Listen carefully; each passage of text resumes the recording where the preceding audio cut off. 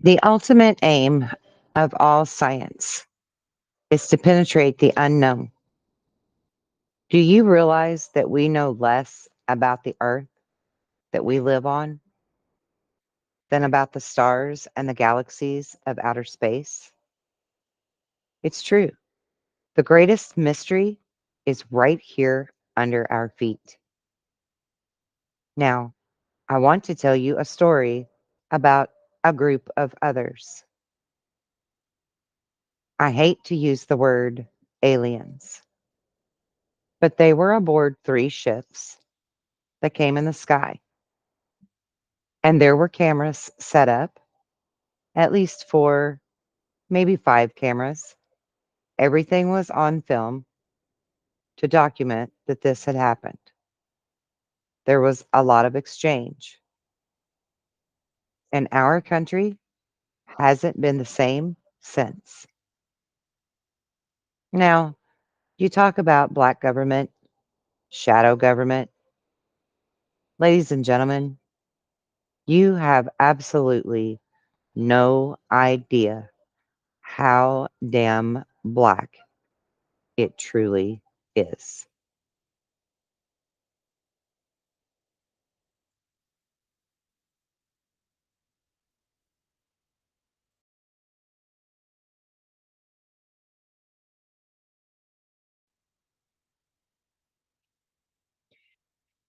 The Vatican has been up to its eyeballs in this entire cover up from the very beginning.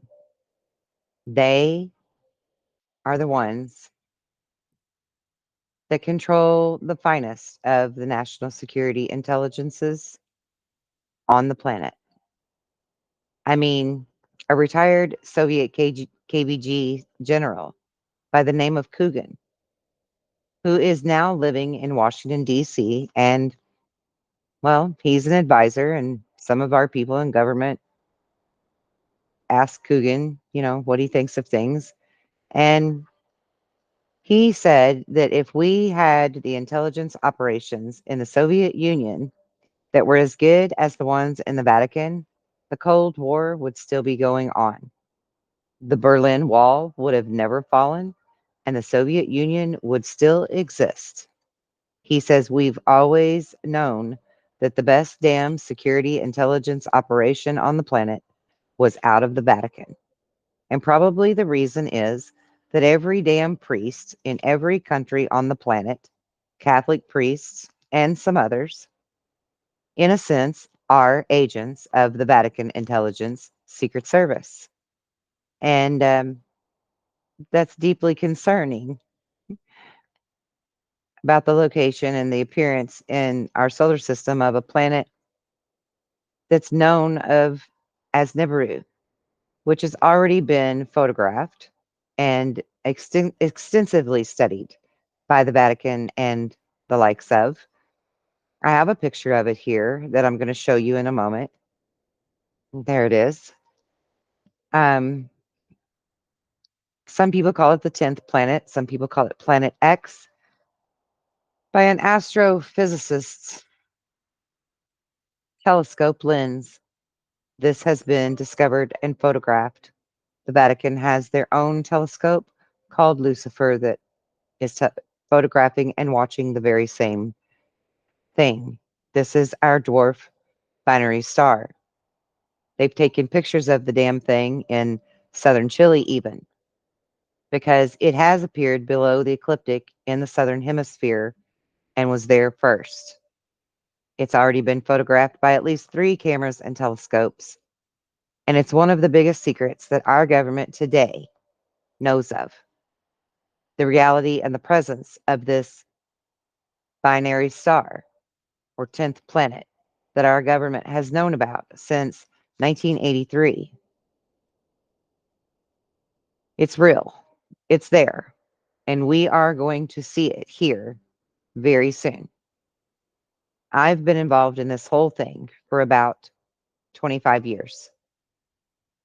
And I've been deeply involved for the last 15. So let me tell you, take it for what it's worth. But in my view, There isn't going to be any type of disclosure on this. So don't even expect that the governments are going to someday have a news conference and stand up in front of billions of people and say, hey, by the way, we've got this little surprise for you. Guess what? We've been keeping it from you. We're really sorry about that. But yeah, we're in a binary star system. And this sucker is now on the inner side of the Kuiper Belt. For our own good, guys. They're not going to tell us. You weren't ready for it then, and a lot of you aren't even ready for it now. You likely are not going to handle it very well when you do see it in the daytime sky. But at any rate, I am still trying to educate you so that you can be prepared and you can stand strong in your faith and not waver from the revelations that will be revealed to us very soon. Now, I'd like to tell you a story, as I had promised. Aliens are here, and they've been here for quite a while. They're all over the place. They're indeed all over the damn place. But you're going to need to get a government disclosure to believe that, most of you. But that's not going to happen. So, first of all, there are like a bunch of nitwits in some cases that are not capable of giving you the disclosure that you want and doing it in a sensible, thoughtful, caring way for a lot of reasons. Well, one of the reasons is they won't never admit to you that they've been trying to lie to you for literally over 65 years now. And the other thing is that they are really a little bit uncertain and frightened themselves because the true scope of their awareness is what they know still has them in a state of shock. And something with Eisenhower that took place that's known as a treaty. Also in 1954 in California, an air base that was known as Morak,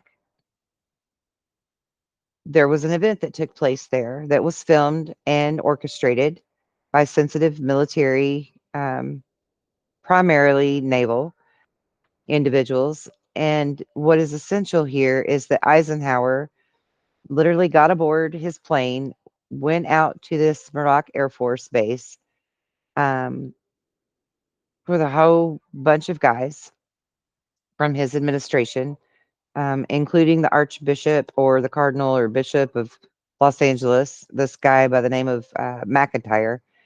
And this whole thing was orchestrated and organized so that they could come into communication with um, these intelligence beings.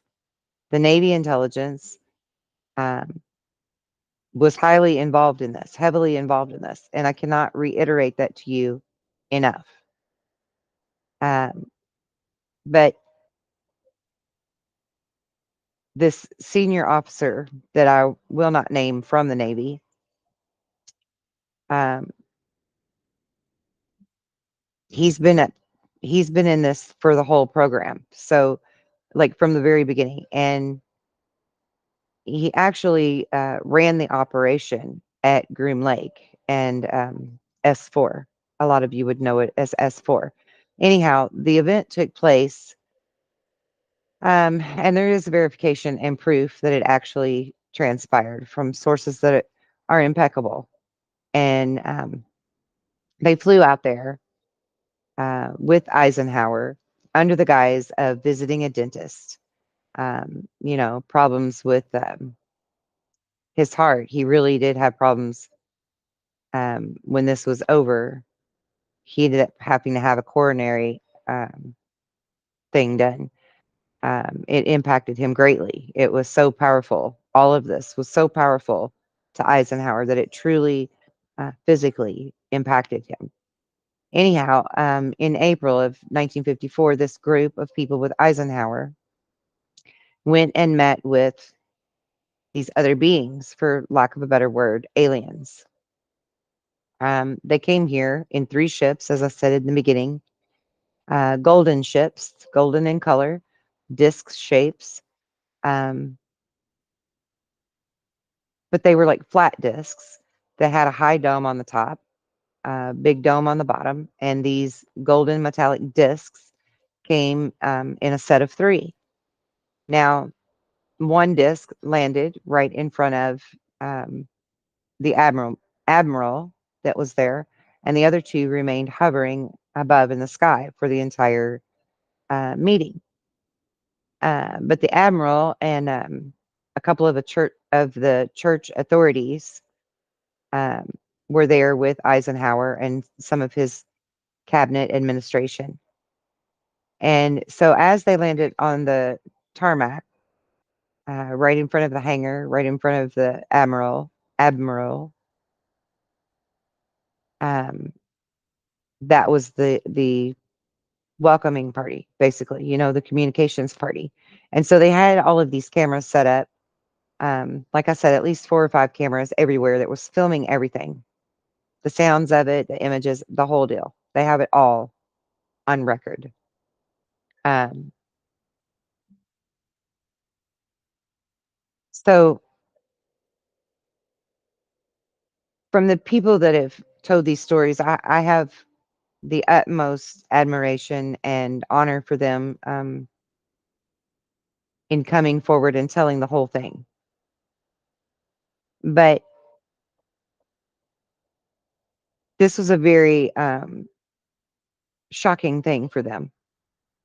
And so I want to flip your perspective on this and have you not look at our government keeping these things from us as a nefarious endeavor, because I don't believe that that's the way it began. I don't believe that Eisenhower was trying to be nefarious at all. Um, but, we talk about black government, black shadow government projects, and you truly just have no idea how black that has gone and how bad that truly is. Um, it's not the government that we've been raised to think it is. Uh, Washington, Jefferson, Adams, Hamilton, the rest of those guys, created 200 years ago. That's not the government of today. We have a democratic republic that's a farce. Good people. Um, I'm sorry to have to tell you this, but Roswell wasn't even our first crash. There were several others before it. Um, New Mexico is simply the most famous, but we've been picking up pieces of crashes from all over the damn country for several years before Roswell happened. Um, it's not even the most infamous as far as what the government knows. But anyway, yeah, like there was even a crash in 1941 off the coast of San Diego where parts were collected and retrieved. Pieces were loaded and took off here and there. Most were taken to Wright-Patterson Air Force Base, but other places as well. And God bless them, they even took bodies and survivors of these crashes as well. So anyway, that's ancient history. Your government that you thought you had ceased to exist in about 1947, to be honest. Um, it was a year where the Central Intelligence Agency was created, and we created the National Security Organization. We also signed a pact called USA, or UKUSA. I don't know how you pronounce it properly. It's UKUSA. This PCT was signed in 1947, and not just on an accident at the end of World War II. This was the United Kingdom, Australia, Canada, New Zealand, and the United States that signed this Um, and they've been in this pact ever since. People in the United Kingdom, in England, Wales, Scotland, Ireland, they don't know any more about it in reality than most people here do. Because one of the things about this act or this pact is that the lid came down on all the secrets, particularly the secrets of their reality. And the lid's been down on it ever since and sealed. Sometimes I almost have to laugh when I hear people like Nick Pope speaking, young, brave Nick Pope, who delightfully came out as this very bright Ministry of Defense from Britain several years ago. And, he was like, oh, I had the UFO desk. And, I'm going to tell you what I know. But in all actuality, very little actually even made it to his desk for him to know anything about it because it was that tightly under wraps. I mean, yeah, France, they've been releasing some classified material. The United Kingdom, they've released a little bit. The US even began to release some, but they're just giving you breadcrumbs. Um, all of this releasing that they're truly doing is just crap. It's garbage, honestly. And, Nick Pope, forgive me, wherever you are at this moment, if you're listening to this or you happen to catch wind of it, I'm not trying to insult you at all. The little bits of this and that and pieces that you did discover and that you talk about, um, like Arthur C. Clarke used to say, um, if you see advanced technology to agree that's beyond what you can understand, you can consider it as magic. Well, this is magic, guys. This is photographed in infrared, and this is a city under the surface of Mars. And I don't even think I have my slides accurately correlated here. But you're going to be seeing slides of a city that is under the surface of Mars, that is literally the size of Chicago. It's generating amounts of enormous, intense heat. And, I'm sorry that the details of these pictures aren't very clear, but you can definitely see that there are streets with blocks. This underground city that's on Mars, it's fully active and filled with God knows who and what. And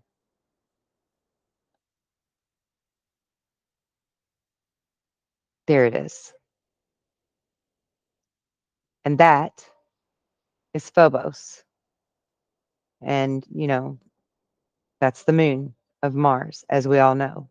Well, the Soviets thought one time that they were going to land on it. And somebody told them, no, you're not. That's not going to happen. So, anyway, that was a picture of Phobos that the Russians never did get to land on. Um, Now, many people don't realize that Phobos is an artificial satellite, much like our own moon. But the big secret is that in these photographs that you're viewing now, these were taken by the NASA Apollo 13 guys on their trip to the moon that did not work out too well for them. And as many of you have heard, there are rumors about this story. But Apollo 13 had a small nuclear device aboard it that the plan was from NASA that they were going to land on the surface of the moon and place this small nuclear device there. And then after they left and came back aboard, they planned to detonate it and study the reverberation of the nuclear device for studying the seismology of the moon because they'd already been convinced for some years that the moon is basically hollow. It rings like a bell. And so it appears to be somewhat of an artificial satellite. And well, their plan was to develop um, this detonation test, seismology test of this nuclear device. And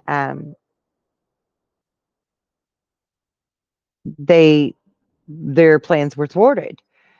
Rather than being able to land on the moon and place the rocket there, As you all know, there was a terrible accident which kept them from landing.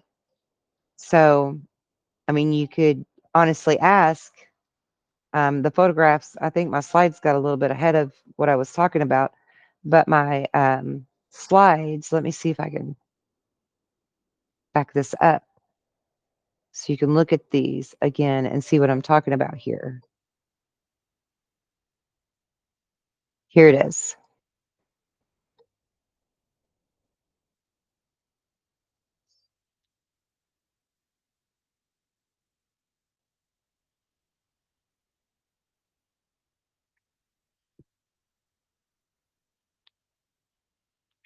Sorry, my bad. There it is. Okay, so you see three objects here, right? One, two, three, and then this object here. All right. So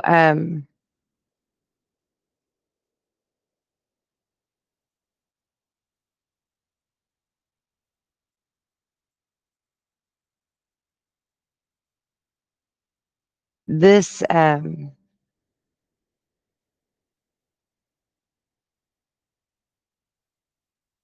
this object right here was following the Apollo 13 for its entire mission.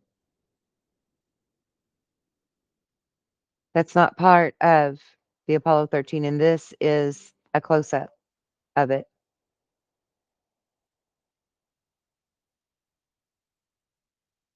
So we have to wonder if that is who's responsible for the accident that occurred with Apollo 13. And, you know, who knows for sure if they were just following us back to see if we got back to Earth safely or if they're the ones that actually caused their incident. Now, this particular spacecraft that was following them was estimated to be 4 times the size of a Navy aircraft carrier ship. Now, you know, all of those aircraft carriers, they're pretty damn long. They're like, what? I don't even know for sure, 150 feet long. They've got great accommodations. You know, there's like restaurants aboard and several things like that. Um, so to have something so much larger in the sky following Apollo 13, it certainly had to have been accommodated in quite nice ways for the crew that was aboard it, I would think. Um, you know, maybe they got a McDonald's there too. Who knows? Probably not. But that's the seriousness of this cover up, that you never knew that about what happened with the Apollo 13. You know, you never knew that. You were never told. Um, and it was very credible witnesses that came forward and told that and provided those photographs as well as these. The whole damn thing is all about um, now they're in the midst of this understatement, right? This lackluster of the truth and hiding it from us. Now, there's a man who tells a story that was a defense intelligence agent, and he's getting, you know, kind of up in his years, and probably going to be retiring very soon. Um, I've had the privilege of speaking with him a few times, and he's provided a lot of information that I'm able to share with people. He has told me of numerous people that I would be absolutely in shock over realizing that even though they look just like you and I, they're not terrestrial from here. He said that the ability for them to blend in with us is so uncanny that even some of the people in the know can be fooled. Now, sure, we've seen movies like They Live where there's special glasses, to be able to see through the facade or the holographic image that they portray with their mental prowess. As well, there are people who have the ability to see with their psychic senses. But he says that even the most well versed in these things can be fooled, can be thwarted by their ability to camouflage and blend in. And he said that there is an unstaggering amount of aliens among us on a daily basis, with unwitting citizens of the world walking around, interacting with, or passing by on a daily. Where did they come from? How did they get here? Does Nibiru and Planet X have anything to do with that at all? It is clearly there. They are clearly hiding that from us, among other things. And it seems to me that all of these dots can be connected,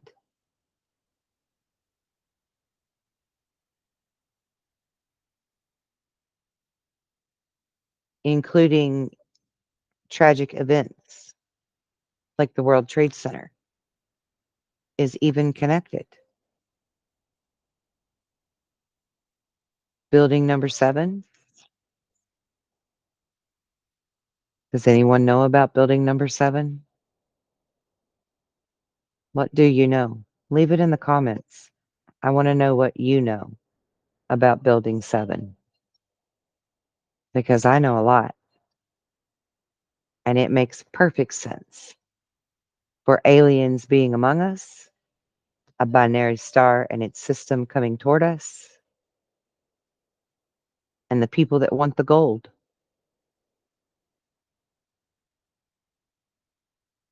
It's time to wake up. It's time to step into your fullest potential of who you are. And with great knowledge and power, indeed comes great responsibility. Ladies and gentlemen, when I say to you that we are who we've been waiting for, that's not bullshit. We are who we've been waiting for. And I am the beacon that can guide you home to know thyself and take off your shackles and reclaim your true name. Welcome to the Great Awakening.